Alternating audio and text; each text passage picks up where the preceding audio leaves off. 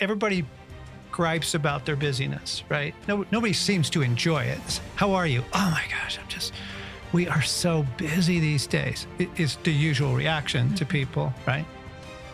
That people give. But if you push into it a little bit, you go, and have you noticed how that serves you? Mm-hmm. Mm-hmm. Because your busyness keeps you from having to look at any of the things we're talking about today. Mm-hmm. If I'm just constantly busy, I don't have to look at my soul. Mm-hmm. I don't have to experience the loneliness that's driving me to dark chocolate, right? Yeah. Yeah, so just go, the bondage to our stuckness is I'm actually enjoying my busyness, enjoying being overwhelmed, because it actually is a get out of jail free card to all my other stuff. Mm-hmm. I just don't have to look at it. I don't have time, right? Hey, everybody. Welcome back to the Wild at Heart podcast here in the week of April 14th. Wow.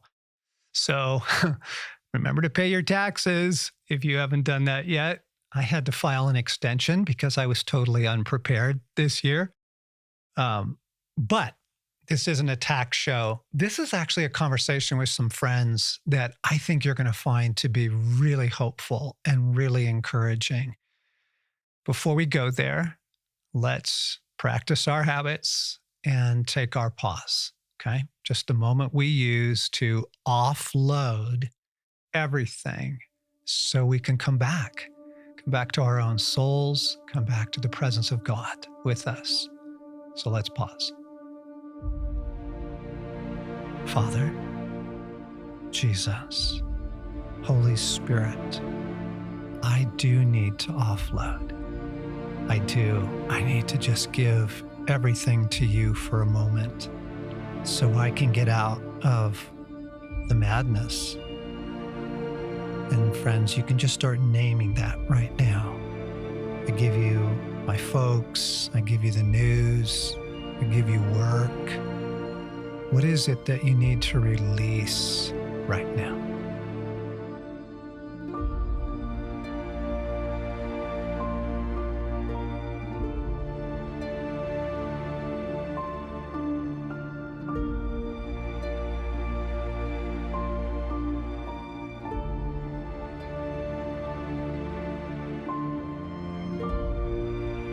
And again, if you need to keep going, just hit pause and keep offloading till you're done, and then hit play.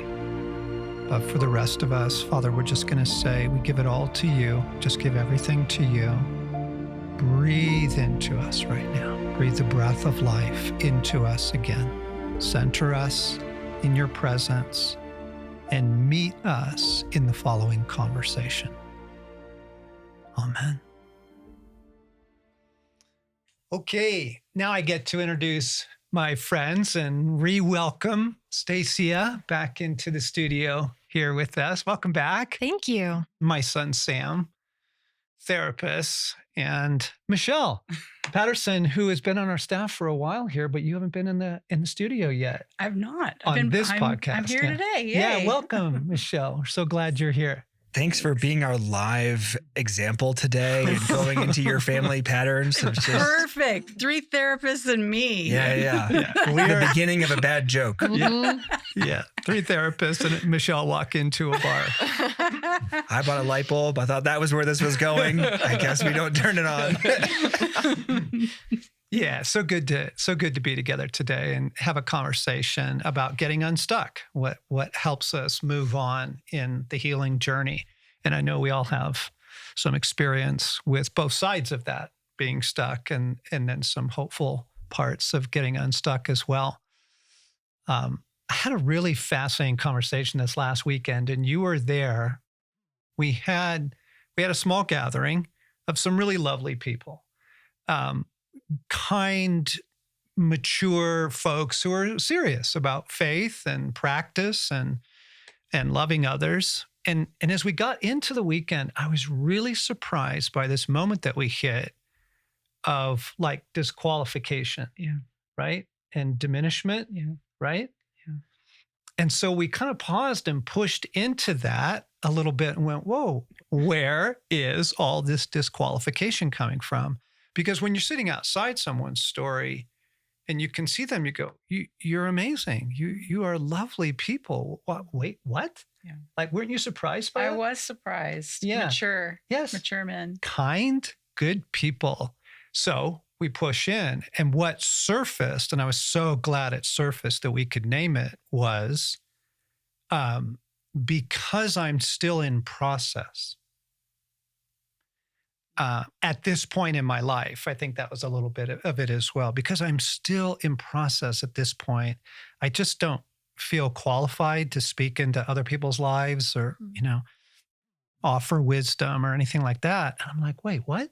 Wow, I'm glad we named that, because as you guys know in your work, we're probably all going to be in process, right?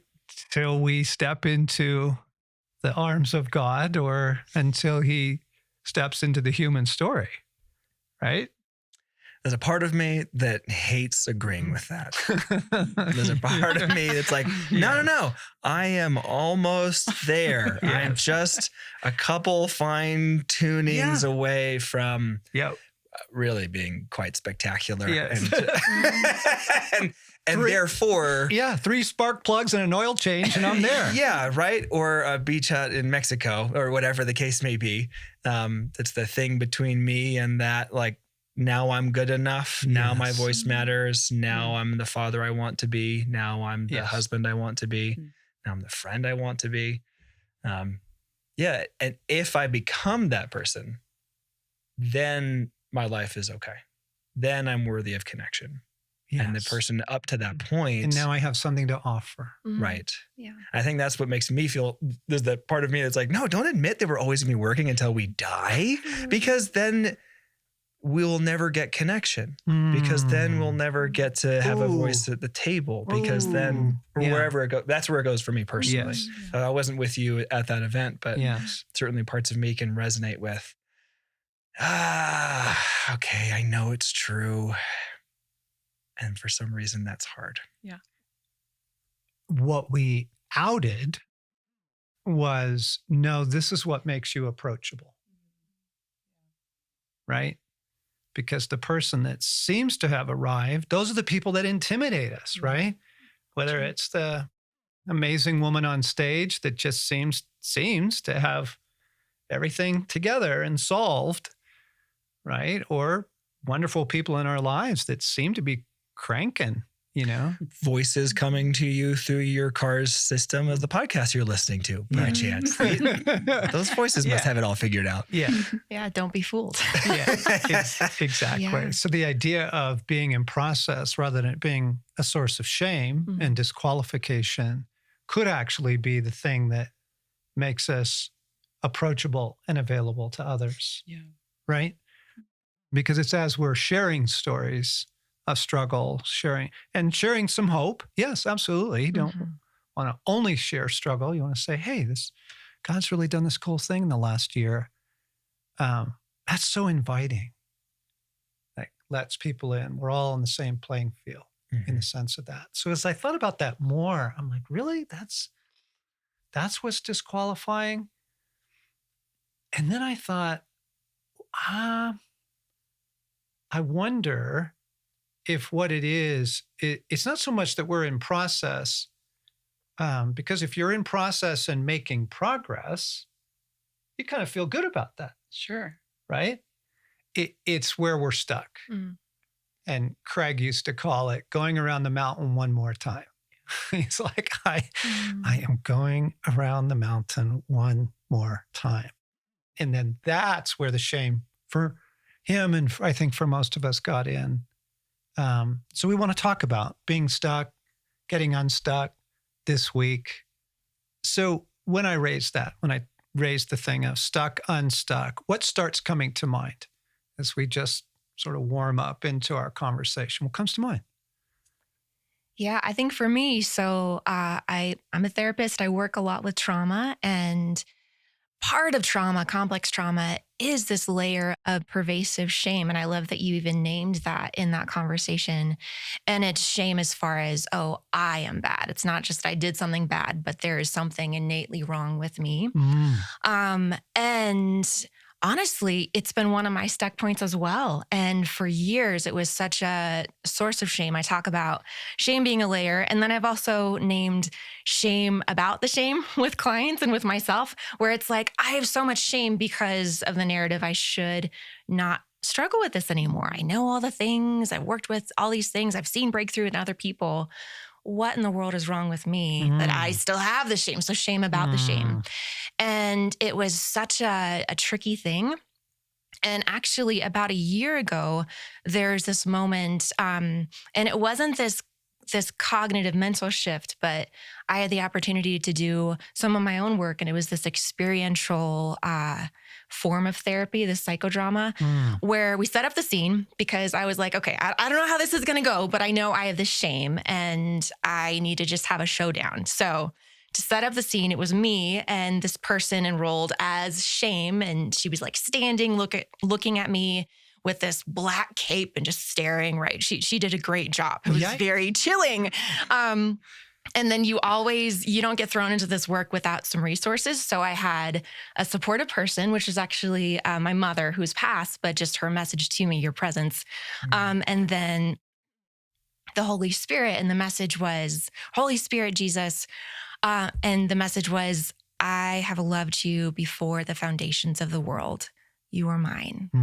So I had my people, right? But then I was looking at shame. And we kind of went back and forth. And to be honest, I was just getting more and more hopeless because I'm like, crap, this isn't working either. I can't beat you. And there was this moment of like, I was seeing my stuckness.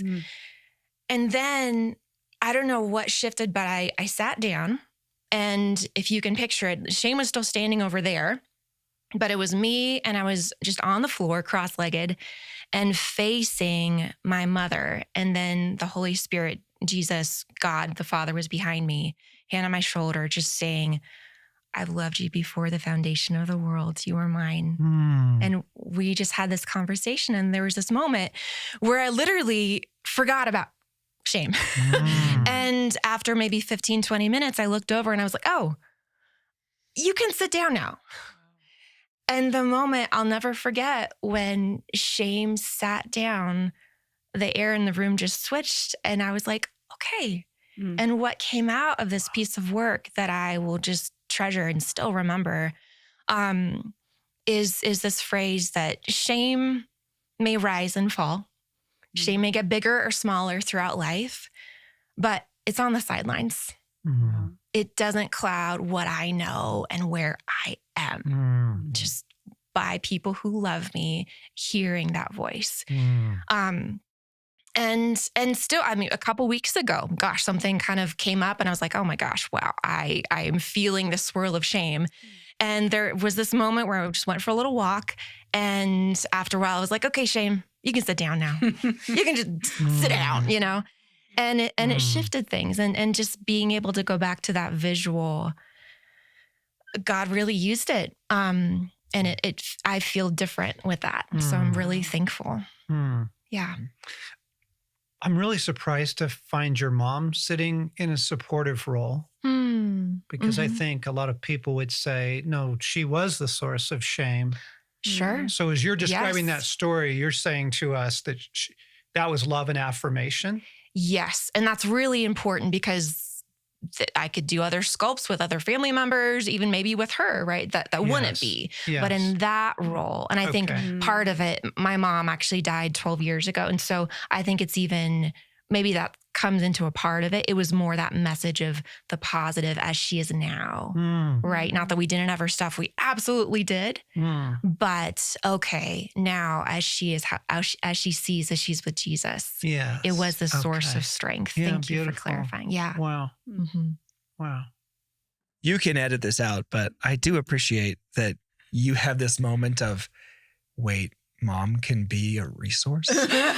Oh, For real. totally. I mean, Totally. use that or not, but there is a Mhm. check of, I think something Yes. hits me in that is almost like the inception of shame. There's like, now drop it down a level. Now there's shame about the shame. Now there's shame about the Yes. shame about the shame about, and you're Yes. like, time is moving very slowly. Yes. And those resources Yes. in that moment for you, Yes. as you're able to redirect Yeah. and come back to the key story, feels really grounding, really Yes. important. Yeah. And part of that, actually, Mom and I kind of had it out in that conversation too. So she was resourced, but I had some Okay. things to say to her. Okay. So there was, it's not, it was Okay. very good and beautifully messy. Yes. Okay. Yeah. Yeah. And thank you for naming that there can be layers to the shame. Mm. I have shame because I'm stuck on this particular thing, right? And I have shame that I'm shamed because why aren't I more mature to handle this? Like, that's just so good to expose that Yeah. and name that. At some point, the snake does eat its own tail. Mm. At some point, you just Yeah. follow it enough around that you've passed the place you started, and you're like, oh, but we've lost the beginning to this. Yeah.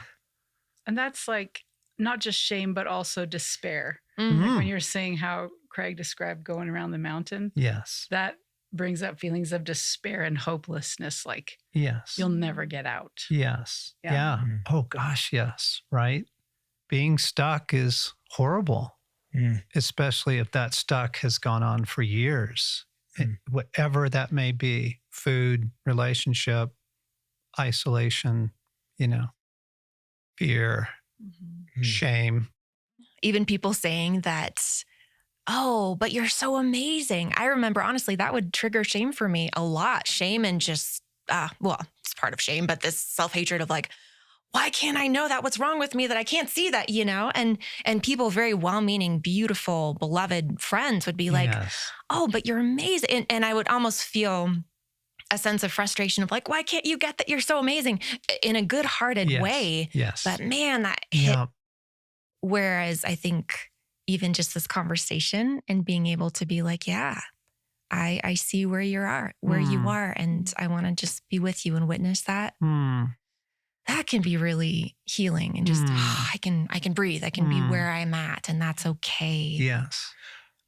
Stacia, the other phrase that comes to mind with what you just shared is if they really knew me. Oh, Mhm. yes. Yeah. That piece of Mm-hmm. the work I've gotten to do with others and myself, that can sneak in for the stuck story as well, which is yes, you see this. You see the coat and hat that I put on to face the world's weather. You see the mask that I donned this morning. You think I'm amazing. You think I'm intelligent. You think I'm whatever. And if you only knew the disqualifying piece, if you only got to know the real, I have a couple of stories that come to mind that are recent. One was I was taking my 8-year-old daughter to a birthday party at Skate City, which I'm really glad to let everybody know hasn't changed in 30 years. For real. I think the carpet is the same. I think the lights are the same. Pretty sure that pizza smell is coming from the walls at this point. And as we're driving there, I'm thinking to myself, like, okay, 8-year-old birthday party, the girls, I'm assuming the dad kind of needs to like see himself to a corner and not get in the way. So I'm like, this is great. Like, I'm going to get some work done. I'm going to put my headphones on, listen to an audiobook. And in the back of the car on the way there, she asks me, Daddy, are you going to skate with me? And I answered in kind of like a deflecting sort of way, like, oh, I'm not sure. Like, we'll see, sweetie. And really that was kind of a lie, because in my mind, I'm like, no, Yes. you will want to be with your friends and I will go and be productive. Right. Well, thank God she asks me a second time at the rink with her skates on and gives me this look of like, Daddy, will you come skate with me? And I had this moment of like, Sam, your life is happening right now. This is the moment. She's not going to be 8 at Skate City asking you again. And you say no to this. And when she's 16, there's no question coming. And I was like, hell yeah, I'm going to go yes, you bet. And they're like, take a good look at Daddy's wrists. This is them before they were broken. Like, here we go. And I found myself thinking about this line that Father Anthony McNee told me a year ago that got stuck in my head, which was, when we spend too much time in the past, we engender shame. We spend too much time in the future, we engender fear. And you come back to the present where we have the dignity of choice. And it was this moment for me of, okay, my stuck pattern here would be this tension of, no, I think being productive is the ultimate good right now. And I'm going to lose out on the present by either getting ahead of the fear of what's coming or fixing the shame of the past and try and find my way like spread out between the past and the future and miss the present. And so that was this moment for me of like, okay. So thankfully I didn't break my wrists, but we did fall a couple of times. And just to go like, I'm going to focus on play. I'm going to focus on presence. I'm going to let those places in me that would like to be productive sit to the side. And that was a piece of work I did personally last summer, was in this tension from younger Sam, who feels to me sometimes inconvenient, and I keep him safe through perfection and performance. And that's my ticket to connection. I'm going to keep that metric high. I'm going to keep getting 101 on the test out of 100, and that'll keep him safe. Meanwhile, I'm leaving him in the past, and it's not actually helping. And so when I did that piece of work, I actually stood there between these two and felt the nausea in my stomach, felt like okay, I haven't yet resolved this, but I'm building in my awareness of the players on the stage and what maybe the stakes are. Okay. And there's this phrase we'll say that whatever is hysterical is historical, which is more this idea, hysterical being whatever is a really big reaction has its roots in our story. Sure. And so the big reaction for me of like, Sam, it's a no-brainer. Say yes to your 8-year-old. She wants to roller skate. But my reaction was disproportionate. It was this pull to, no, I should go. I'm like, oh, there it is. There is the old like historical disproportionate invitation to get stuck, to get pulled into the old patterns. And I have the dignity of choice. And I had the choice to risk breaking my wrist that day. Yeah. I'm going to explore that a little bit more, because when you're stuck, it doesn't feel like you have choice, or that choice alone won't get you out of there, right? Totally. But Gerald May, who just did tons of work with deeply, deeply chemically addicted people, so like heroin addiction, like deep, hardcore, this is so in your brain and in your body. Choices don't get you out of it, right? Self-discipline alone. That's why they're in these clinics. And but Gerald May, he held fast to this, that in the core of every human being, God will not fully take away your ability to choose. And I just found that to be really lovely and hopeful, that there is other things are needed. I need care. In the case of hardcore chemical addiction, you need some chemicals to get the other chemicals out and stuff like that. But there is a core of, I can at least say yes to the process. Yeah. Right? Yeah. Yeah. So stuck and unstuck. Yeah. Where are you going with that? So my most recent experience with stuck and unstuck has to do with anger, long held anger. And I'm really good with knowing how to express my anger at God. Like he can hold it. I'm good with that. But towards people, I don't know what to do with it, if I don't want to be damaging. So in a group environment, having someone step in for the person that I'm angry at. And when I say stuck, I mean like consuming my life, changing how I move through my days, changing how I think, changing what I can handle on a day-to-day level. Because I'll be so internalized anger. Internalized anger. Okay. Yeah. That also has grief, despair, all of that woven together. Yeah. So being given the opportunity to express anger in a group setting with someone standing in for that person, with no judgment, no having to censor myself, worry that I'll be canceled, worry that I'll be too unkind, being able to say things I would never say to anyone I'm angry at. But the level of anger requires me to get it out in a way that journaling did not do for me. Yes. In a way that, and this is modality, guys, throwing Goodwill china in an empty dumpster. It's a modality. It is. I don't know if you guys know that, but you can use that for free. You go spend $4 right. on breakable things and break them. Good friends will go buy you those plates. Yes. Okay. Yeah. So there's something that I maybe need explained to me why it worked for me, because there was never a moment so cathartic for me as having someone with real eyes looking back at me. I'm given the freedom to say whatever I need to say, no limits.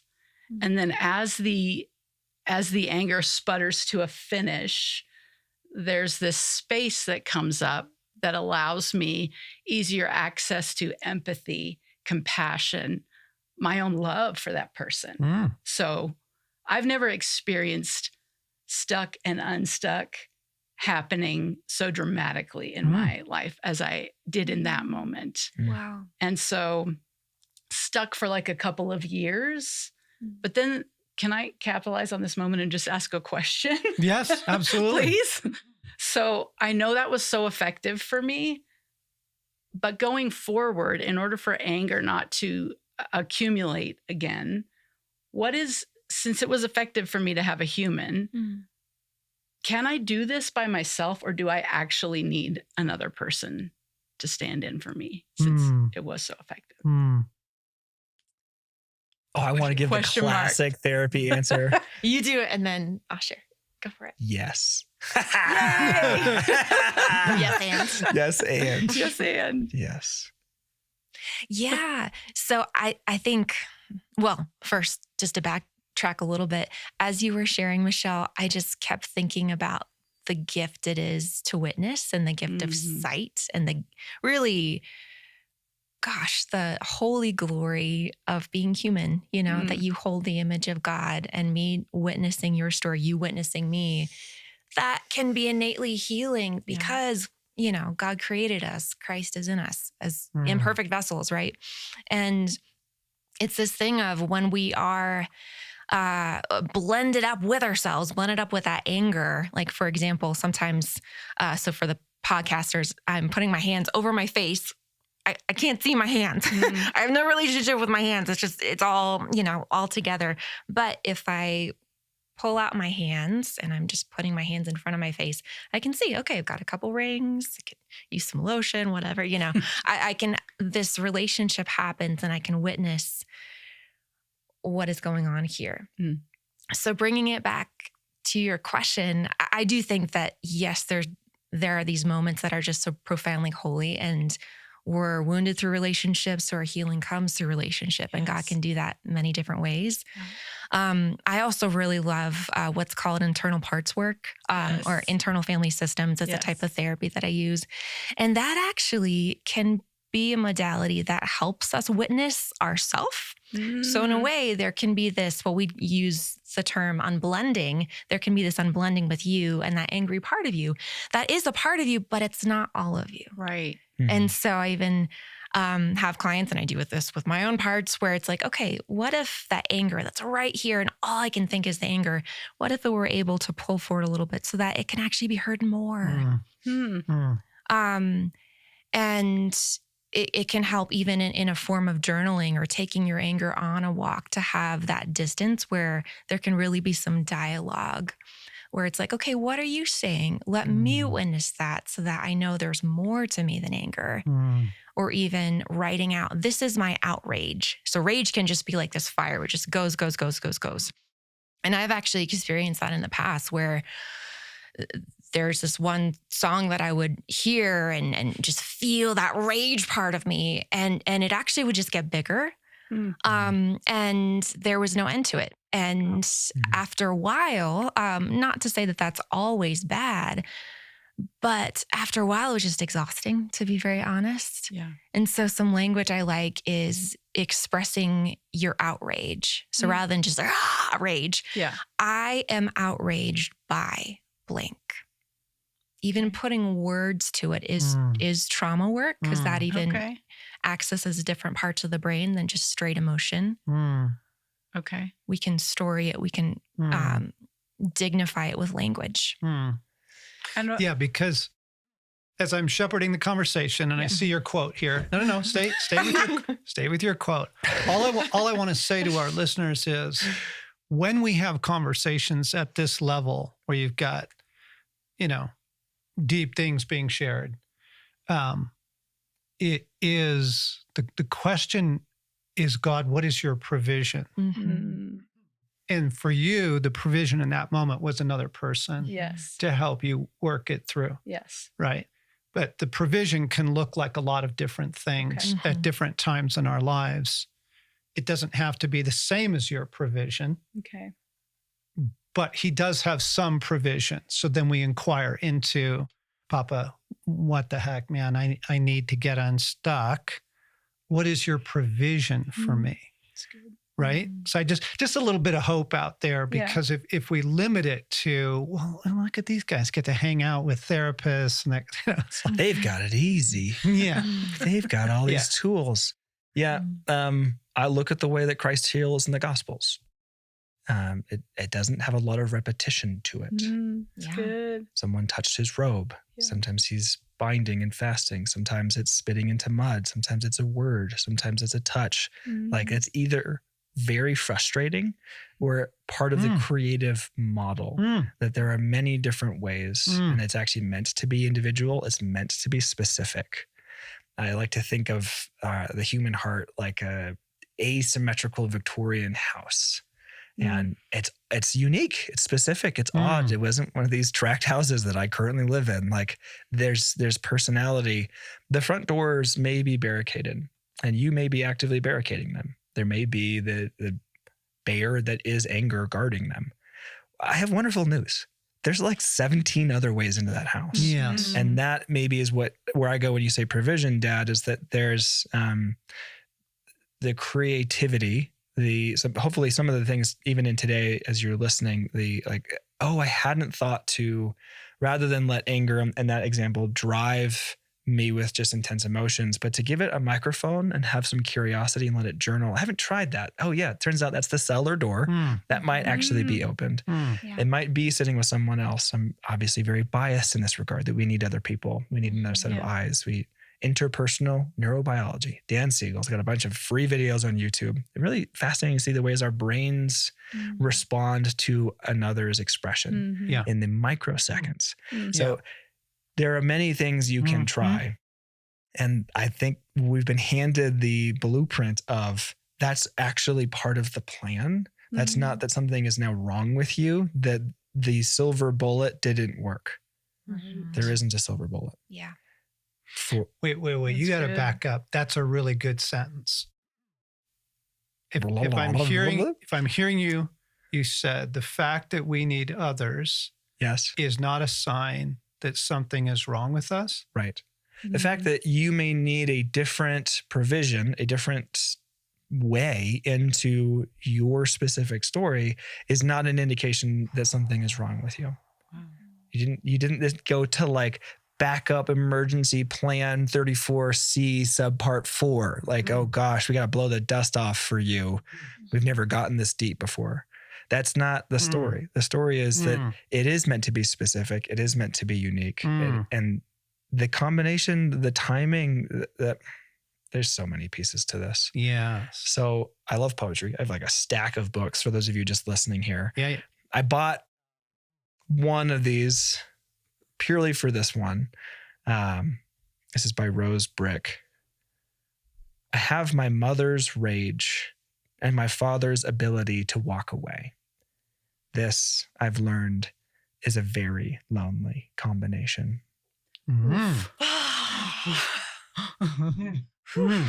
It's a window. This is a window in the second story. The poetry and beauty heal. Yes. Other people having words for your story, giving the rage, now not a piece of china to break, but words of oh, I actually feel profound loneliness. That was the key that let me in the window, that let me into the story, that helped me get unstuck. Awesome. Try 1,000 things and then try 1,000 more things. And then I'm just, as long as you are willing to engage and willing to be curious. Yeah. It is so fascinating what will unlock stuff, isn't it? I shared this on my Friday videos. So for those of you who don't know what that is, we'll put in the show notes how you can sign up for those. But I do a simple into my iPhone Friday video every week. And wherever I am, what God's doing in my life, I just kind of share some thoughts. So I confessed on a recent Friday video that I had needed to do a 30-day fast on dark chocolate because I noticed I was leaning into it, like really leaning into it. Pretty much whenever I was just feeling, it's like, just give me another piece of dark chocolate. And so funny, I'm just like, okay. I recognize that I'm going to this. I recognize that. I actually don't fully know why. I don't know. But I know if I stop for a while, I'm going to find out. Yeah. And I knew that like stopping for 3 days wouldn't work because the finish line was too close. So I just personally chose a 30-day fast for it. Do you know what was underneath it? Loneliness. Oof. I was shocked. That was not what I was expecting to find. I didn't quite know what I was going to find when I kind of lift the hood. But then it opened up this wonderful opportunity for God to come in and begin to talk to me and love me and sit across from me, so to speak, and belovedness and things like that. But I'm just sharing that as an example of it's fascinating all the little ways God can unlock the heart and get us moving. And all you have to do is get moving because we don't mean unstuck to healed. Yeah. The other side of the coin. If only. We mean just to get moving in the healing direction, right? To just get out of that stuck place. Perhaps the opposite of unstuck isn't healed, but it's curiosity. I'm going to try this on. I want to give you an image of some things that happen on a cycle and respond as you think about this. The curiosity, a way that I've experienced being stuck is with these cyclical patterns of grief. It's now mid-April, tax day tomorrow when this airs. But we recorded this before the anniversary of the miscarriage of our first child, which happens to be right there on my birthday, March 31st, April 1st. And there's a cyclical nature to grief. Yes. That I think for many folks can feel like that same piece of stuck, right? Of like, oh, here's that thing again. Or we'll begin to medicate with the chocolate or 1,000 worse things and not have the curiosity yet and don't know why. And doing some work, I saw this guy, a crotchety old guy in the mountains of Colorado. Not you, somebody else. Friday video. And he handed me this image of a coil. And imagine that there's a red line painted down it. And each time you do make another lap, if you're looking top down, it's going to look like you're going in a circle and you revisit that grief and then you leave and you come back to it another year later. But if you set the coil on its side, you actually see that there is a vertical growth. There's a third dimension as well. There's this increase of like, no, I am getting separated from it and I am growing. Sometimes that is a little bit compressed. I didn't grow very much vertically that year, but other times it has that depth to it that it's actually very appropriate for my body, for my heart to experience that cycle, to come back around and go, oh, there you are. Yes. There you are. Yes. And that isn't a sign that there's something wrong. Right. If I'm willing to be curious and engage it and in this case, see, is there another dimension of growth that then lets this repeated experience actually be deeply appropriate? That's good. And it has like a different, I've noticed in the cyclical nature of grief, if there has been growth, the curiosity about it when the date comes around again is hopeful when I can take stock of this is hitting me. It is different this year. You know, like I still Absolutely. honor it. And, Absolutely. And there is some healing taking place, even if it's like you said, just a little bit. Yes. Good. Fractions of a fraction of a fraction of an inch some years. And okay. Yeah. Yeah. Like, are the anger triggers different or less? Or I think, let's see. since having what felt like a pretty breakthrough moment. Yeah. Yes, they are. Okay. Yeah. I haven't been as easily triggered. It's not accumulating in the same way that it was. And but I am carrying a little bit of a fear that the same accumulation could slowly take place. Am I going to need to go back? Sure. You know? Yes. So it hasn't been very much time. Yes. Okay. But I have noticed that I'm not as scared rabbit. I'm not as hypervigilant about it as I was. Great. Yeah. Okay. Peace. Yep. Yeah. Great. That's good. You got another poem for us? Or a stanza? Honestly, the day that I don't, I think you take me out to pasture. There is seldom a period in which we do not know what to do, and we move through life in such a distracted way that we do not even take the time and rest to wonder if any of the things we think, say, or do are worth thinking, saying, or doing.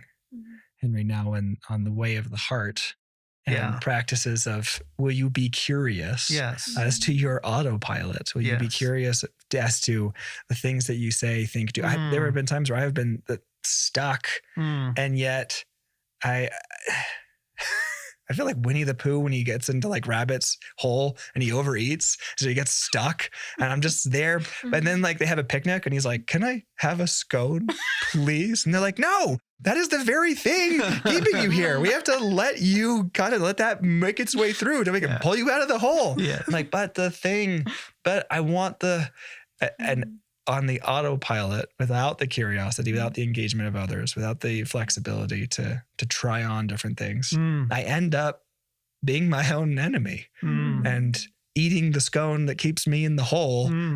And then the gopher comes and offers to blow me up with dynamite. And thankfully the friends say no. But for how long? How long will they hold off? How long until Rabbit wants his home back? Yeah. So I'm curious from just a professional standpoint, what do you see are the things that help people get unstuck? What tends to work? Yeah. Well, here's the magic bullet. Yes. Oh, we got it, folks. We got it. Yes. Okay, we're going to go to a subscriber thing on our podcast at this very moment. Oh my gosh, no. Famous last words. You have to pay for the answer. Take away my license if I ever say that, gosh. right? No. Yeah. Oh gosh. I think what comes to mind, it's not a direct answer to your question, surprise, surprise.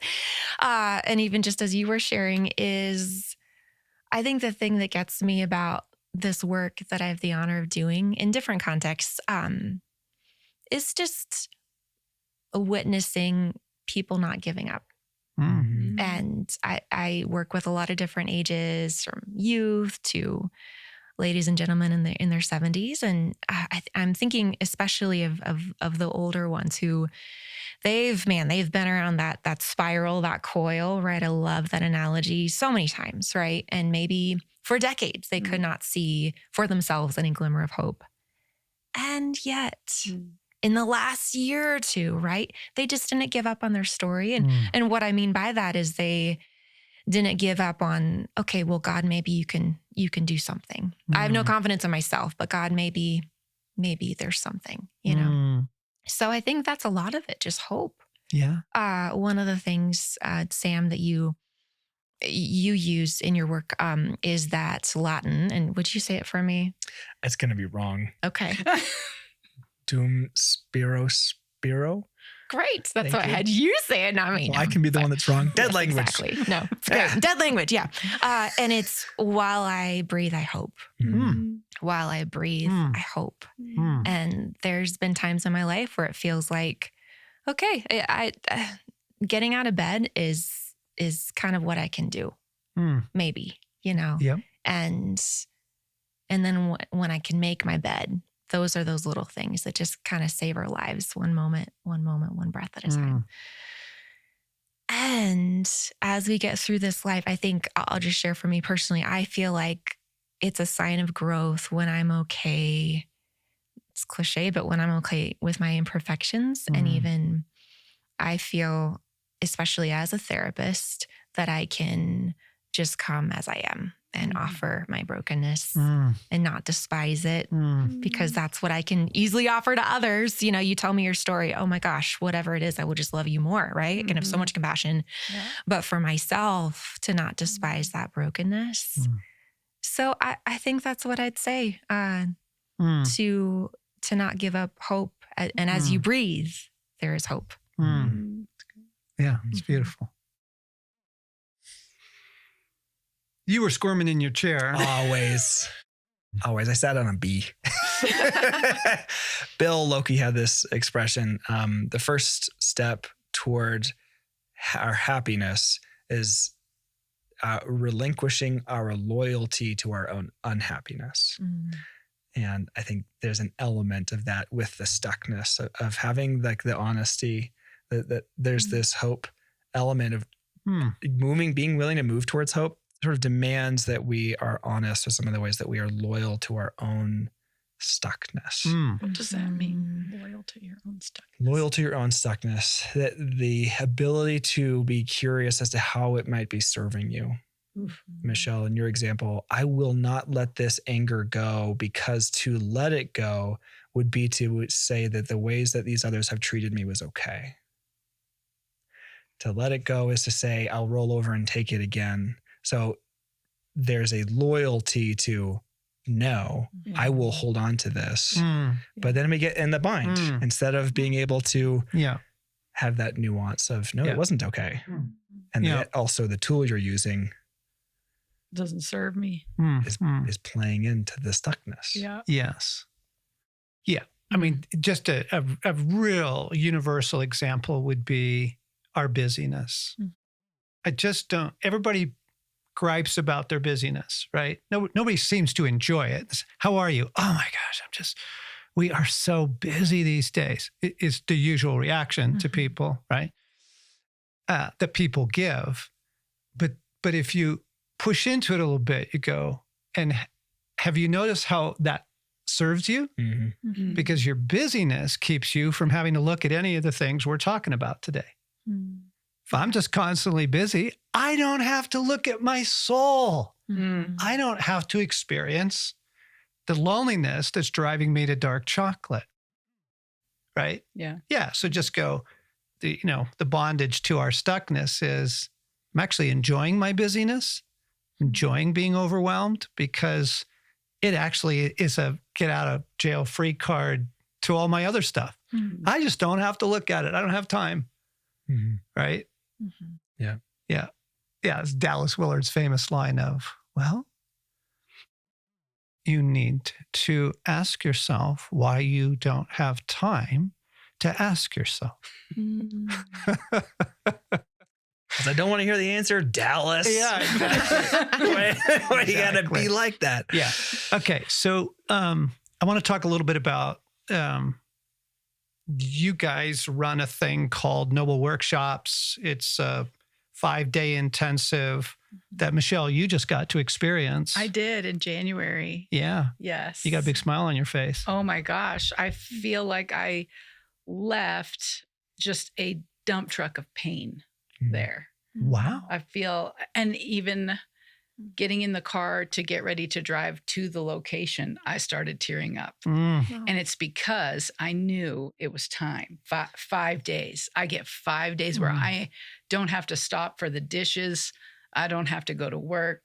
I don't have to be there for anybody. I finally get to give this the attention that it is demanding. And so yeah, my end result, I'm just, if this was an infomercial, I could sell some stuff.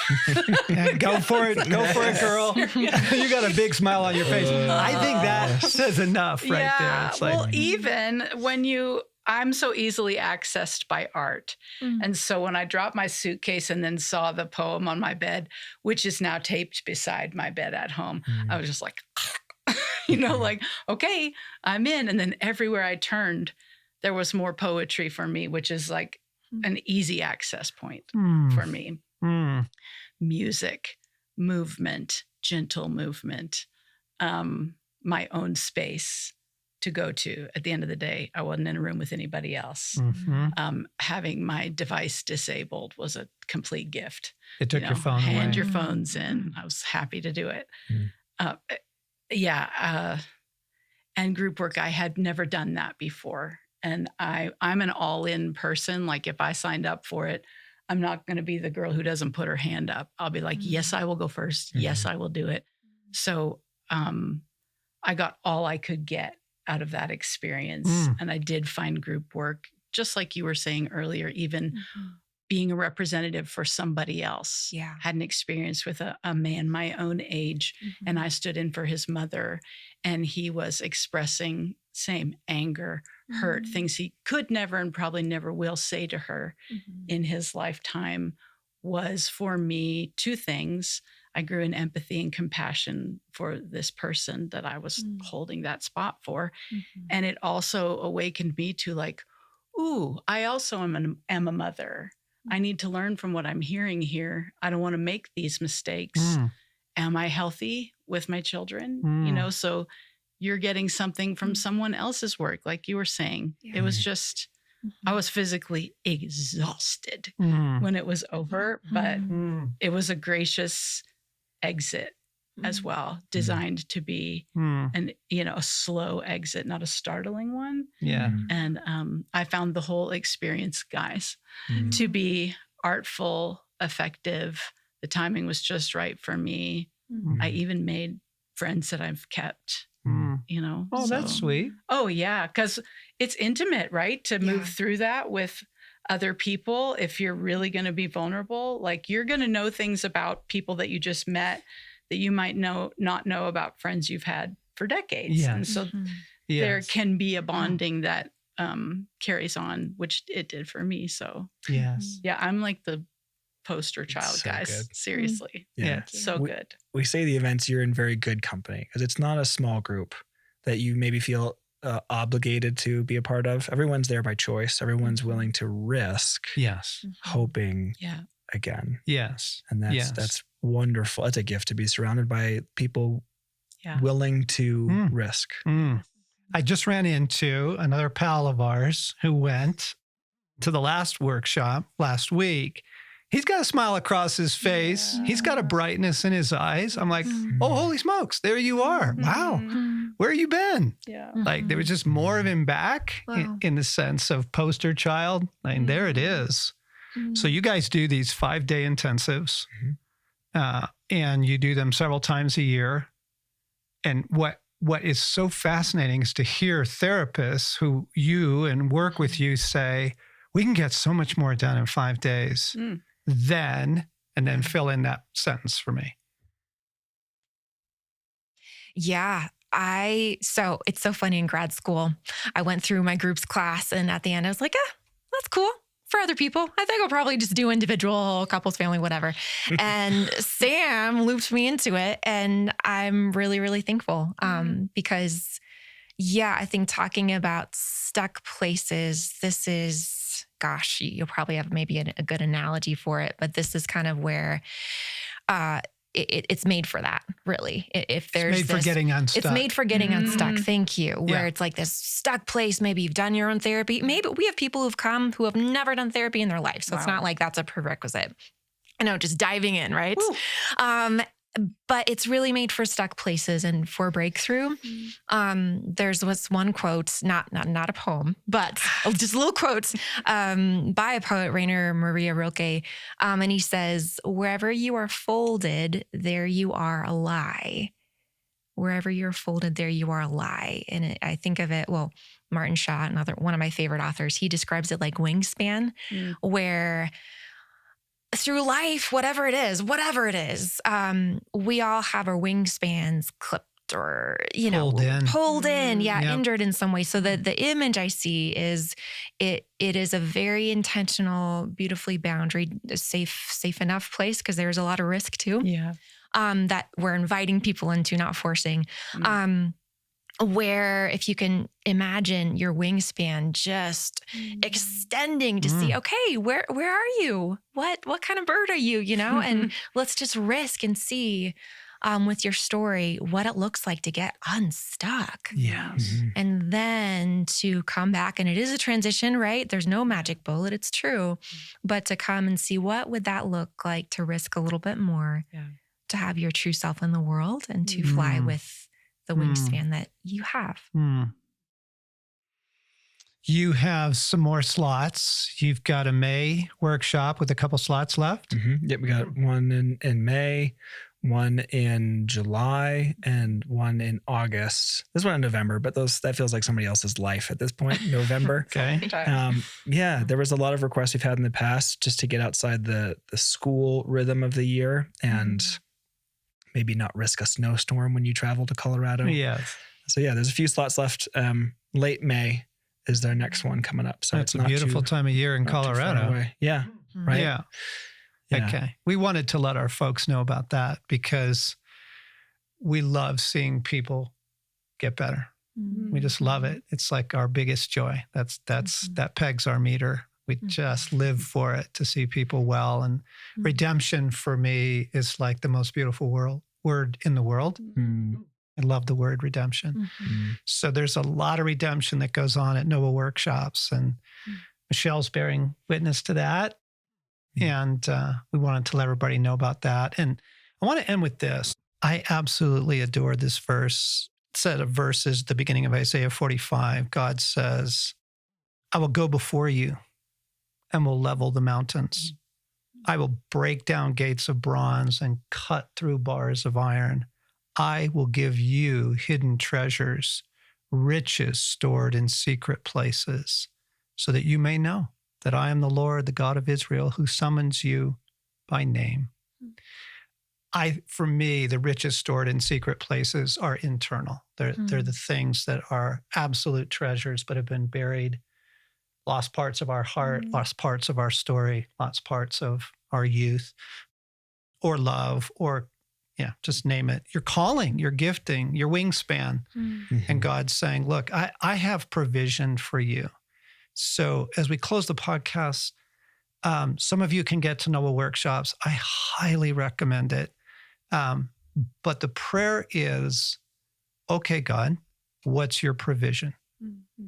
What's your provision? I want to move forward in redemption in my life. What's your provision? And sit with that and see what he brings. See what people and poems and movies and things come across your path that you go, oh my gosh, that is so you. And mostly the intimacy with him as he comes out for us. A few weeks ago, Josh Garrels told a beautiful story on the podcast where Jesus met him and did some beautiful healing work in the context of there was a context for it. But what do you have for me, Lord? What's your provision for my next steps here? Would be a really great prayer for people to walk away from with this. Thanks for coming in. Thank you for your stories. You're welcome. It's great to have you here. Thank you. Yeah. Hey friends, this is Alan. Thanks for being part of this week's podcast. And before you rush off into what's next, we invite you to spend some time reflecting with God on what you've heard and on where he's leading.